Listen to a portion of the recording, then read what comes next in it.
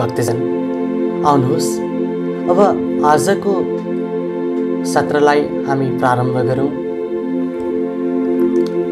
त्यसका निम्ति सर्वप्रथम हामी जगज्जननी दुर्गा माताको चरण कमलमा कोटि कोटि वन्दना गरौँ।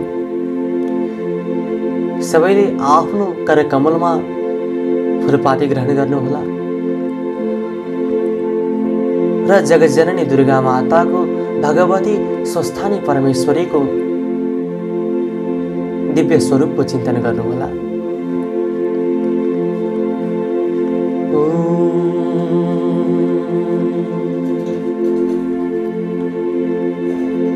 यं ब्रह्मा वरुणेन्द्र रुद्र मरुत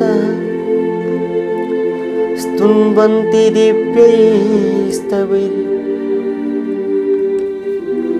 वेदैः साङ्गपदक्रमोपनिषदैः गायन्ति यं सामगाः।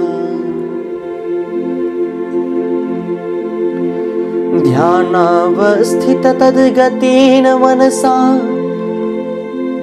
पश्यन्ति यं योगिनो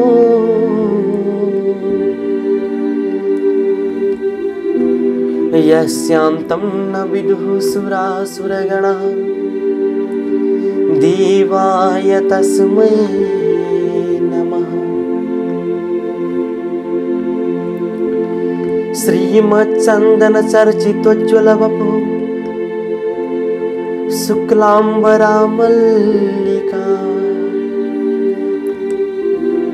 मालालङ्कृतकुण्डलप्रविलसन् मुक्तावली शोभिता सर्वज्ञाननिदानपुस्तकधरा रुद्राक्षमालाकरा वाग्देवी वदनाम्बुजे वसतु मे त्रैलोक्यमाता चिरम्।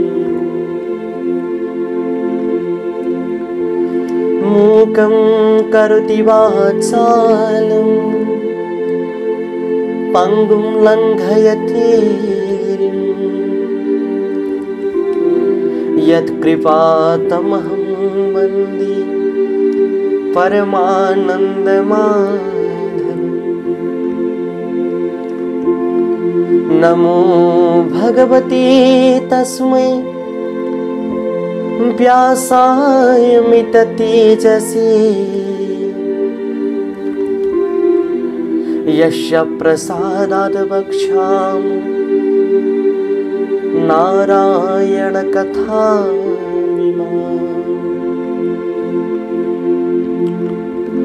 नारायणं नमस्कृत्य नरं चैव नरोत्तमम् देवीं सरस्वतीं व्यासं ततो जयमुदीरये। देवीं सरस्वतीं व्यासं ततो जयमुदीरये। जगज्जननी दुर्गा माता को, श्री स्वस्थानी परमेश्वरी माता को जय। कुमारजी आज्ञा गर्नुहुन्छ हे अगस्त्यमुनि।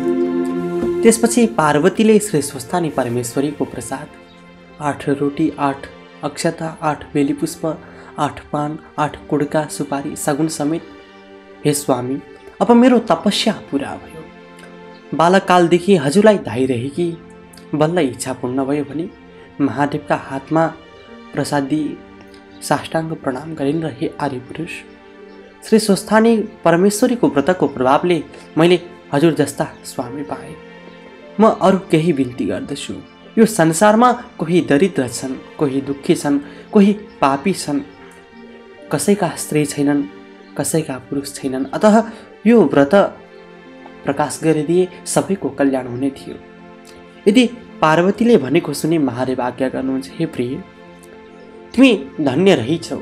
संसारका दुखी दरिद्र प्रति तिम्रो मनमा यस्तो दया रहेछ। अब यसको उपाय सुन। पहिले अश्वत्थामा ऋषिलाई डाक्न पठाई रसातल पातालमा पठाऊ। त्यहाँ उनले यो व्रत प्रकाश गरिदिनेछन्। यदि महादेवले आज्ञा गरेपछि पार्वतीले अश्वत्थामा ऋषिलाई डाक्न पठाइन् र उनी आएपछि शिव पार्वतीलाई प्रणाम गरेर हे भवानी शङ्कर, मलाई के कामले डाक्नुभयो भनी सोधे। अनि पार्वती आज्ञा गर्दछन्, हे अश्वत्थामा, तिमी रसातल पातालमा जाऊ र त्यहाँ जो दुखी छन्, जो दरिद्र छन्, जो पापी छन्, जसका स्त्री छैनन् र जसका स्वामी छैनन्, तिनलाई यस्तो विधिले व्रत गराऊ भनी आफूलाई विष्णुले उपदेश गरे झैँ सारा व्रतविधि बताइन् र जाने बिदा दिइन्। पार्वतीको आज्ञा सुनि अश्वत्थामा शिव पार्वतीलाई प्रणाम गरी रसातल पातालमा गए। हे अगस्त्य मुनि, त्यसपछि एक दिन महादेवले यी पार्वती कत्तिकै बाठी छन् भनी जाँच गर्नु पर्यो भनेर आफू कसैले नदेख्ने स्थानमा लुक्न जानुभयो। महादेवलाई नदेखि पार्वती यताउति खोज्दै गइन्, तर कहीँ पाउन सकेनन्। अनि चित्त आकुल गरी कता जानुभयो होला भन्दै अनेक स्थानमा खोज्दा लुकिरहेका महादेवलाई भेट्टाएर भनिन्, हे स्वामी, हजुर किन मलाई छली लुक्न जानुभयो? म राम्री भइन कि? हजुरको मन परिन कि? मलाई किन छाडेर अन्त जानुभयो? पार्वतीले त्यसरी भनेको सुनि महादेव केही पनि नबोली मनमा भन्न लाग्नुभयो, यी पार्वतीले मलाई यसै छाड्ने भइनन्।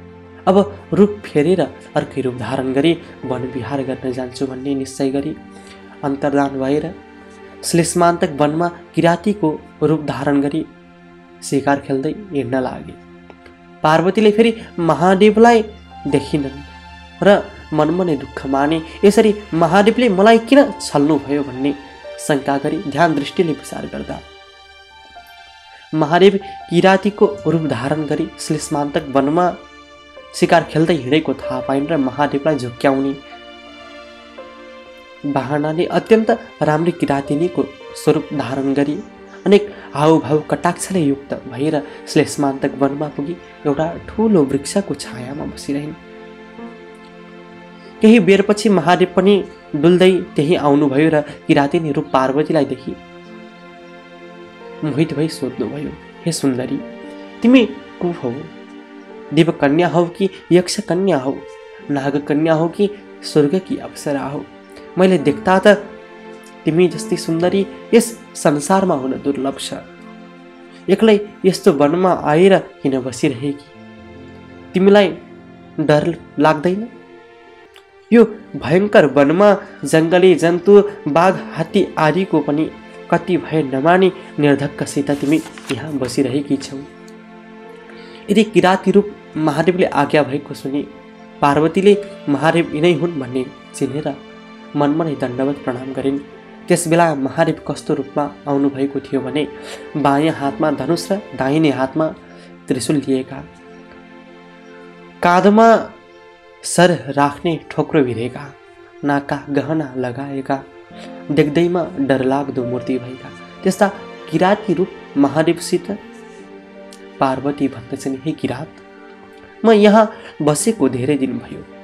किरातिनी हुनाले वन जन्तुको पनि डर लाग्दैन।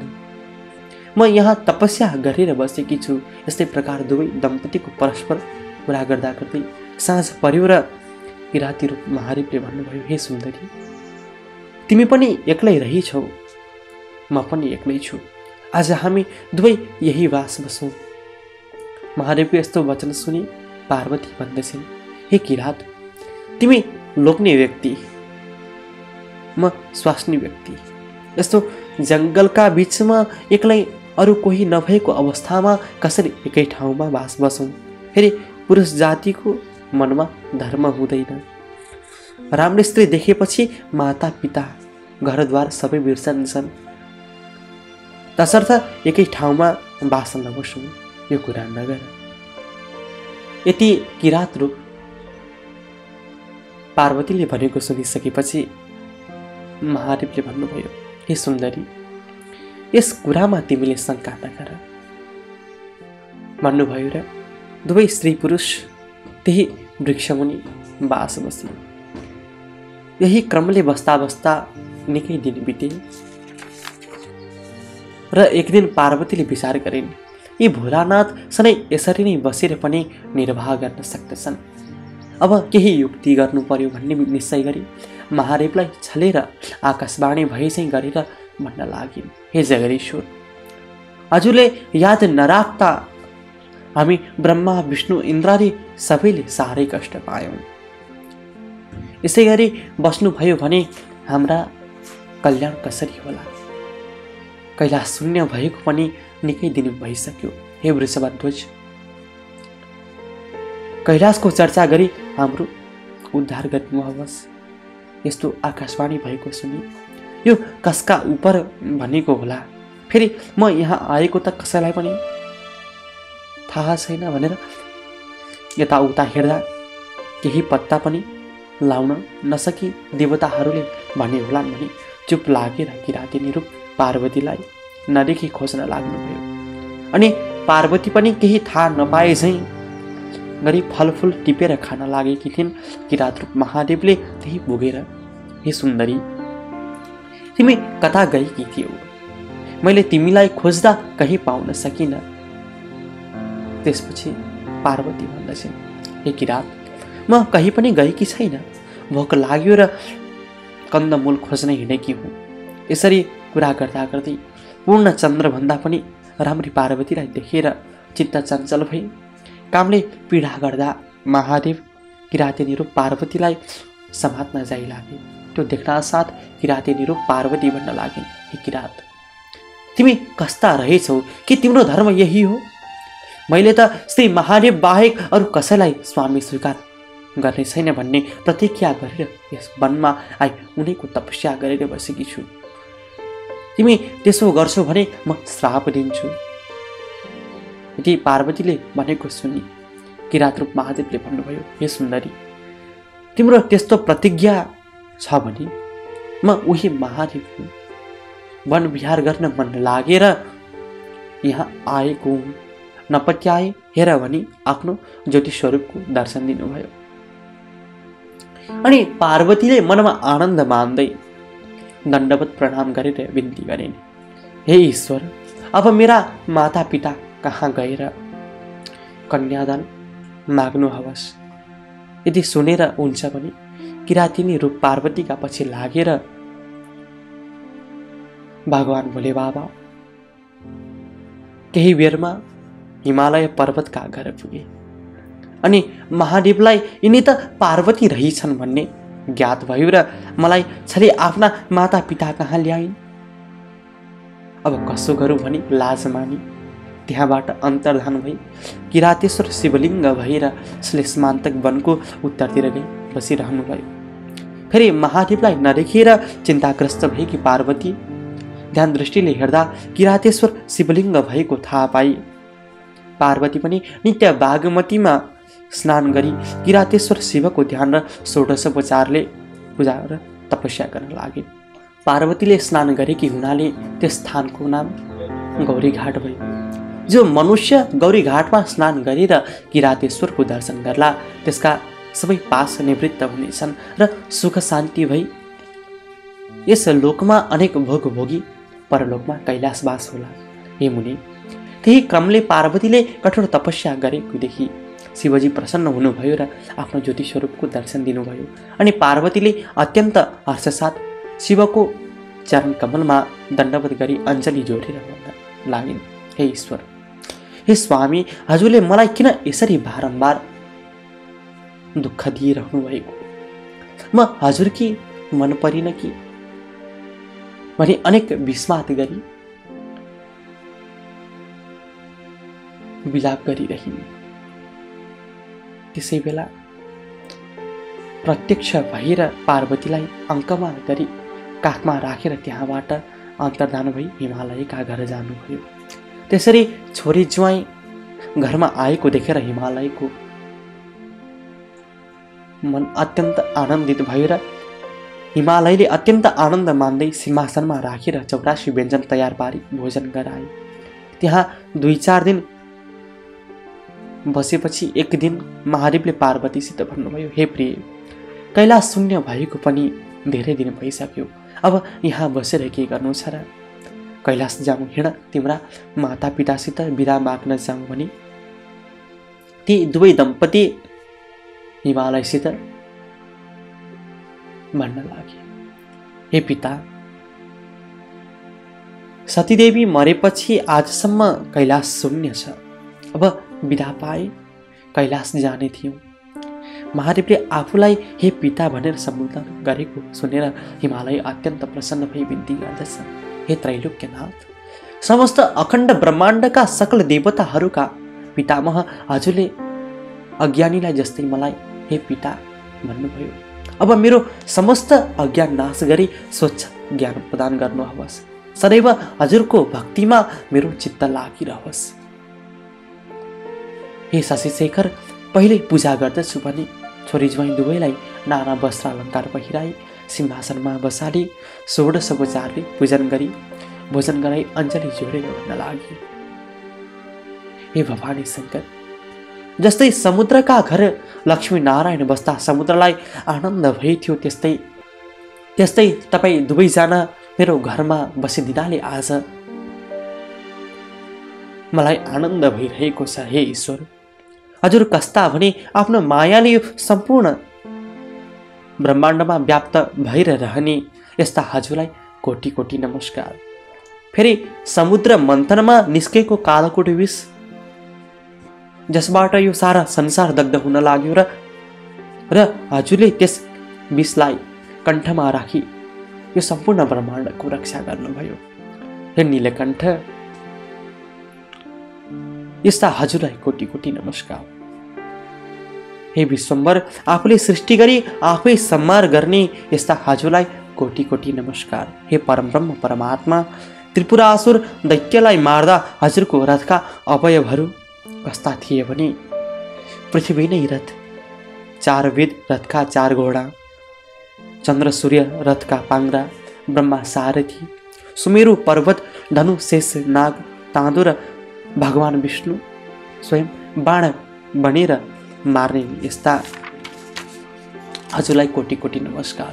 हे युगनायक, ब्रह्मा पनि तपाईँ, स्थावर जङ्गम पनि तपाईँ, यमका यम पनि तपाईँ, नारायण पनि तपाईँ, सत्व रजतम त्रिगुण पनि तपाईँ, जीवन र मृत्यु पनि तपाईँ, देवताका देवता पनि तपाईँ, अनाथका नाथ पनि तपाईँ, विश्वरूप पनि तपाईँ, अष्टवसु र द्वादशादित्य पनि तपाईँ, विश्वस्वरूप पनि तपाईँ, अष्टवसु र द्वादशादित्य पनि तपाईँ, दिक्पाल पनि तपाईँ, सम्पूर्ण ब्रह्माण्डका प्राणीको हृदयमा बसी पाप पुण्यको साक्षी भइरहेका पनि तपाईँ।